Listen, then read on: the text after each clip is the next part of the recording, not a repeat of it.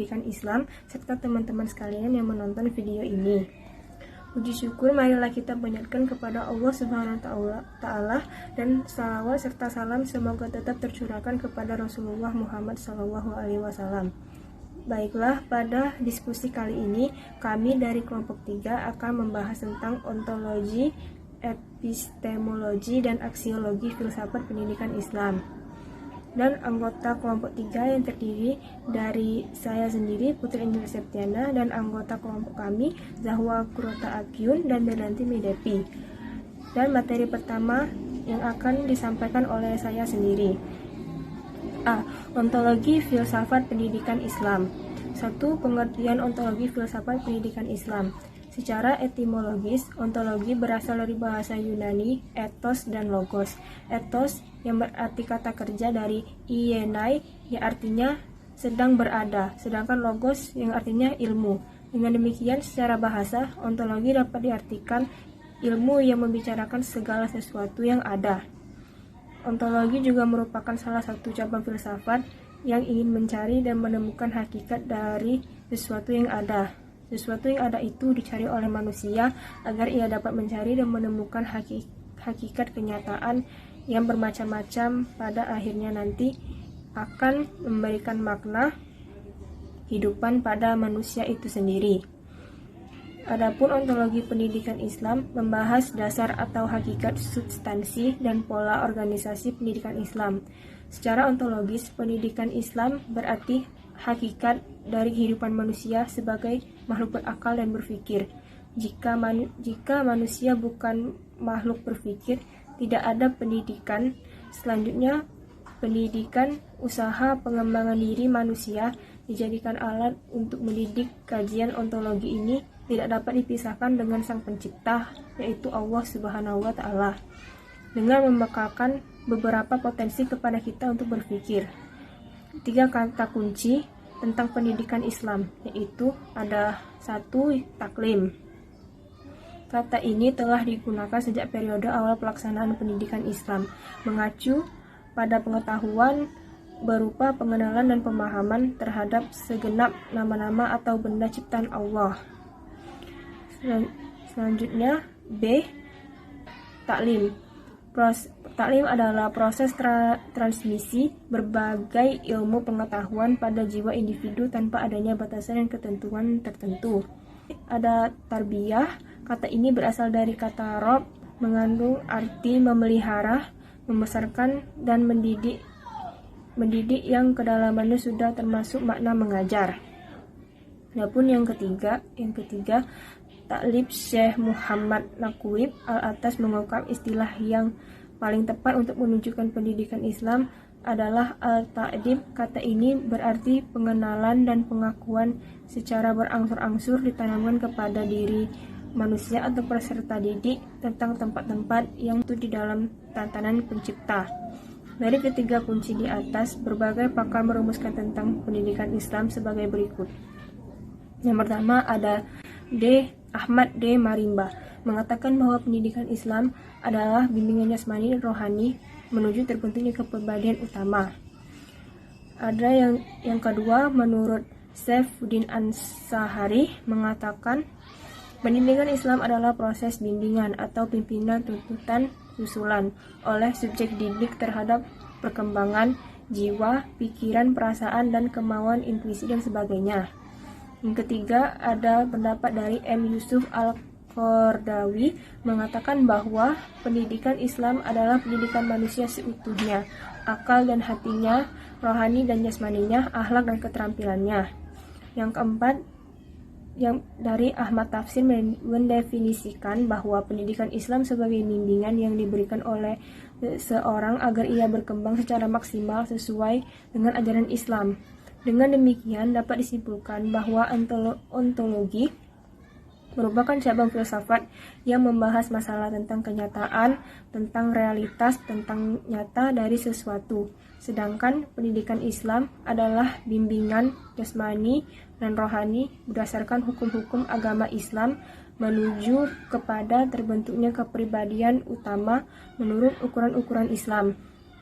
Jadi, dapat disimpulkan ontologi filsafat pendidikan Islam adalah suatu cabang filsafat yang berkaitan dengan hakikatnya upaya pelaksanaan pendidikan Islam untuk memahami seluruh realita yang ada. Yang kedua, ada implikasi ontologi dalam dunia pendidikan. Implikasi ontologi secara nyata dapat dibuktikan di dunia pendidikan pada sebagian SMA. Mata pelajaran yang berpokok pangkal pada idea seperti kesastraan umpamanya masih dianggap oleh sebagian masyarakat mempunyai derajat yang lebih tinggi. Seluruh kurikulum berisi macam-macam mata pelajaran yang telah diatur dan ditetapkan secara hierarki di SMA. Terdapat pula mata pelajaran yang isinya mengandung idea dan konsep-konsep pada tingkatan universitas. Pandangan kaum idealis ini lebih jelas lagi penerapannya. Pengetahuan seni budaya adalah bidang studi yang mempersiapkan bahan pemikiran dan kebebasan berpikir. Bidang studi yang dianggap penting adalah mata kuliah yang bersifat teoritis, abstrak, dan simbolis. Selain itu, pandangan ontologi ini secara praktis akan menjadi masalah utama pendidikan, sebab anak bergaul dengan lingkungannya dan mempunyai dorongan yang kuat untuk mengetahui sesuatu. Anak-anak di sekolah atau masyarakat akan menghadapi realita objek pengalaman benda mati. Sebagian manusia dan manusia diharapkan anak-anak mampu mengerti perubahan-perubahan di dalam lingkungan hidupnya, baik tentang adat istiadat, tata sosial, dan pola-pola masyarakat, maupun tentang nilai-nilai moral dan hukum. Kewajiban pendidik kaitannya dengan ontologis ini ialah membina daya pikir yang tinggi dan kritis pada anak. Implikasi pandangan ontologi terhadap pendidikan adalah bahwa dunia pengalaman manusia yang harus memperkaya kepribadian bukanlah hanya alam raya dan seisinya, dalam artian sebagai pengalaman sehari-hari, melainkan sebagai sesuatu yang tak terbatas, realitis, fistis, spiritual yang tetap dan berubah-ubah. Yang ketiga, hubungan ontologi dengan pendidikan. Ontologi merupakan analisis tentang objek materi dari ilmu pengetahuan, berisi mengenai hal-hal yang bersifat empiris serta mempelajari mengenai apa yang ingin diketahui manusia dan objek apa yang diteliti ilmu dasar ontologi. Pendidikan adalah objek materi. Pendidikan ialah sisi yang mengatur seluruh kegiatan kependidikan. Jadi hubungan ontologi dengan pendidikan menempati posisi landasan yang terdasar dari fondasi ilmu, di mana disitulah terletak undang-undang dasar dunia ilmu. Sekian pemaparan materi dari saya. Materi berikutnya akan dijelaskan oleh Saudari Zahwa Kurota Afyun. Kepadanya saya persilakan. Baiklah, di sini saya akan melanjutkan materi dari rekan saya, yaitu mengenai epistemologi filsafat pendidikan Islam. Yang pertama, pengertian epistemologi filsafat pendidikan Islam. Epistemologi berdasarkan akar katanya epistem, yaitu pengetahuan, dan logos, yaitu ilmu yang sistematis atau teori. Secara bahasa, epistemologi ini berasal dari bahasa Yunani, yaitu epistem dan logos. Epistem berarti pengetahuan, sedangkan logos berarti teori, uraian, atau alasan. Jadi, epistemologi dapat diartikan sebagai teori tentang pengetahuan, yaitu theory of knowledge. Secara terminologi, epistemologi adalah teori atau ilmu pengetahuan tentang metode dan dasar-dasar pengetahuan, khususnya yang berhubungan dengan batas-batas pengetahuan dan validitas atau sah berlakunya pengetahuan itu. Untuk memahami pengertian dari epistemologi, berikut adalah beberapa ahli yang mencoba mengungkapkan definisinya, yaitu yang pertama, dari Hamlin. Beliau mengatakan bahwa epistemologi sebagai cabang filsafat yang berurusan dengan hakikat dan lingkup pengetahuan, dasar dan pengandaian-pengandaian, serta secara umum, hal itu dapat diandalkannya sebagai penegasan bahwa orang memiliki pengetahuan. Yang kedua, dari Dagobert D. Runs. Seperti yang ditulis Mujamil Komar, beliau memaparkan bahwa epistemologi adalah cabang filsafat yang membahas sumber, struktur, metode-metode, dan validitas pengetahuan. Yang ketiga, Syaifuddin menyebutkan bahwa epistemologi mencakup pertanyaan yang harus dijawab. Apakah ilmu itu, dari mana asalnya, apa sumbernya, apa hakikatnya, bagaimana membangun ilmu yang tepat dan benar, apa kebenaran itu, mungkinkah kita mencapai ilmu yang benar, apa yang dapat kita ketahui, dan sampai manakah batasannya. Semua pertanyaan itu dapat diringkas menjadi dua masalah pokok, yaitu masalah sumber ilmu dan masalah benarnya ilmu. Epistemologi berasal dari kata epistem yang berarti pengetahuan dan logos yang berarti ilmu. Jadi, epistemologi adalah ilmu yang membahas tentang pengetahuan dan cara memperolehnya. Epistemologi disebut juga teori pengetahuan, yakni suatu cabang filsafat yang menyoroti atau membahas tentang tata cara, teknik, atau prosedur mendapatkan ilmu dan keilmuan. Sedangkan pendidikan Islam merupakan pendidikan yang berlandaskan atas dasar-dasar ajaran Islam, yakni Al-Quran dan Al-Hadis sebagai pedoman hidup bagi seluruh umat Islam. Dengan kata lain, epistemologi filsafat pendidikan Islam adalah suatu cabang filsafat yang membicarakan tentang cara memperoleh pengetahuan, hakikat pengetahuan, dan sumber pengetahuan dalam lingkup pendidikan Islam, proses syarat batas validitas dan hakikat dari pendidikan Islam. Yang kedua, cara memperoleh pengetahuan pendidikan Islam. Cara memperoleh pengetahuan pendidikan Islam adalah dengan menggunakan metode-metode. Metode epistemologi pendidikan Islam adalah metode-metode dalam epistemologi pendidikan Islam atau metode yang digunakan untuk memperoleh pengetahuan tentang pendidikan Islam. Metode epistemologi pendidikan Islam merupakan alat filsafat yang membahas pengetahuan pendidikan Islam. Metode epistemologi pendidikan Islam berusaha membangun, merumuskan, dan memproses pengetahuan tentang pendidikan Islam. Menurut Mujamil Komar, dari perenungan-perenungan terhadap ayat-ayat Al-Quran dan Al-Hadis dari Nabi, dan penalaran sendiri, untuk sementara didapatkan 5 macam metode yang secara efektif untuk membangun pengetahuan tentang pendidikan Islam, yaitu yang pertama, metode rasional atau manhaj akli. Metode rasional adalah metode yang dipakai untuk memperoleh pengetahuan dengan menggunakan pertimbangan-pertimbangan atau kriteria-kriteria kebenaran yang bisa diterima rasio. Menurut metode ini, sesuatu dianggap benar apabila bisa diterima oleh akal, seperti 10 lebih banyak dari 5. Tidak ada orang yang mampu menolak kebenaran ini berdasarkan penggunaan akal sehatnya, karena secara rasional 10 lebih banyak daripada 5.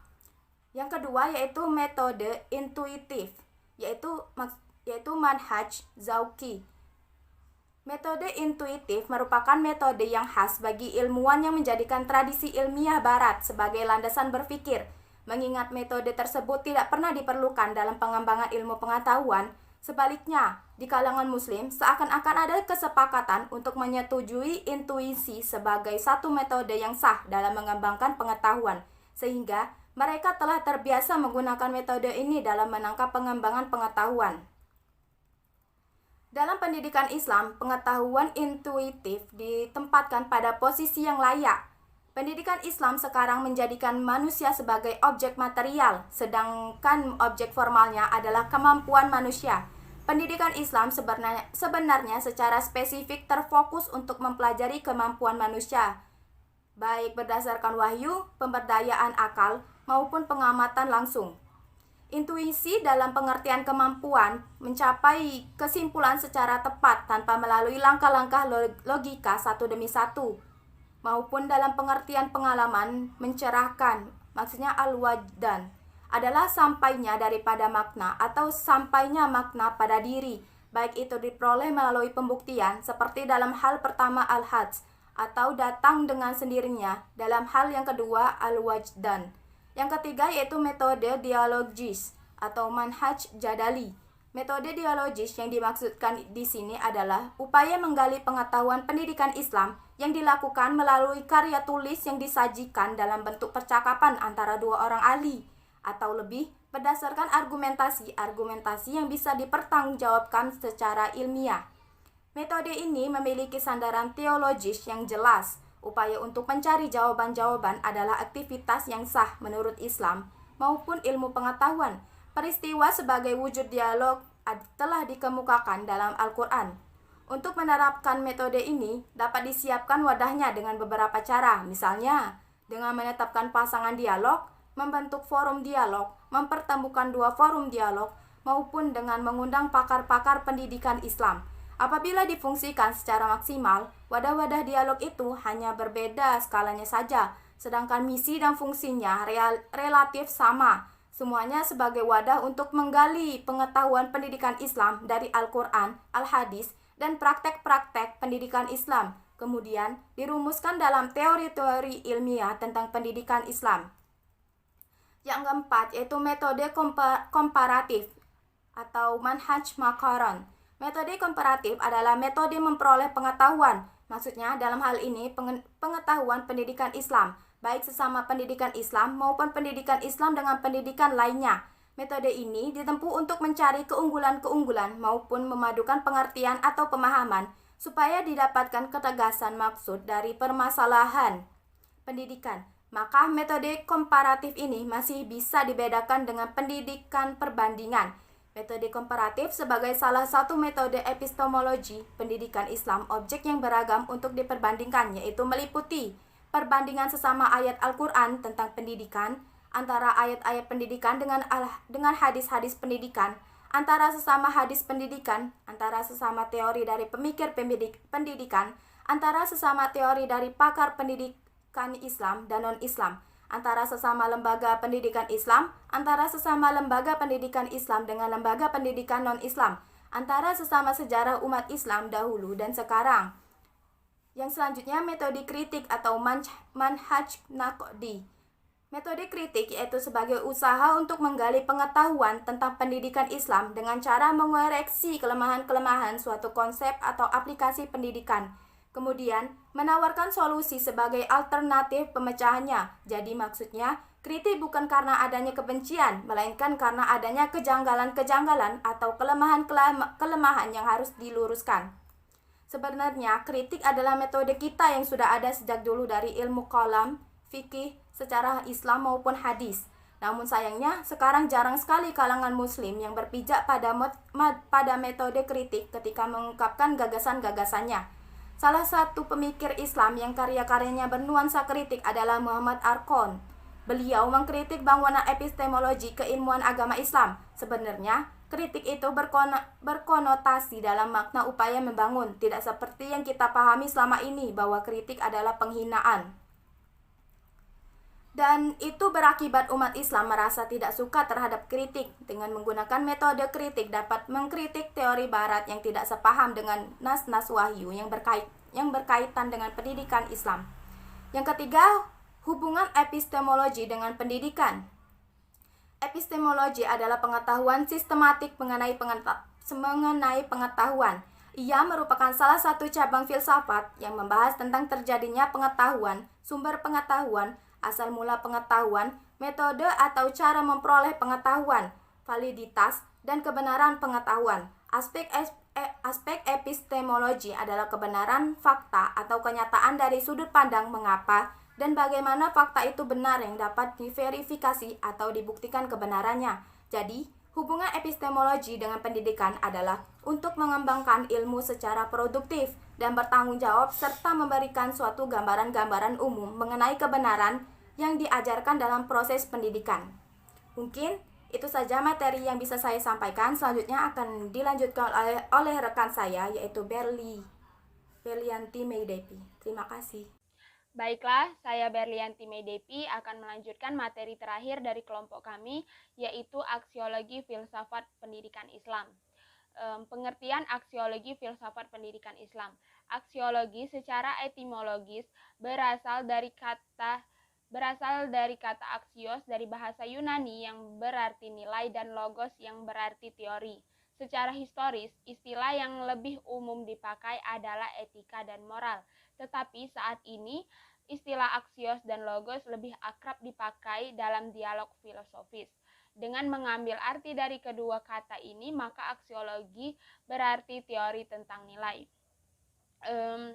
Untuk memahami pengertian dari aksiologi, berikut adalah beberapa ahli yang mencoba mengungkapkan definisinya. yaitu pertama, menurut Surya Sumantri, aksiologi adalah teori nilai yang berkaitan dengan kegunaan dari pengetahuan yang diperoleh.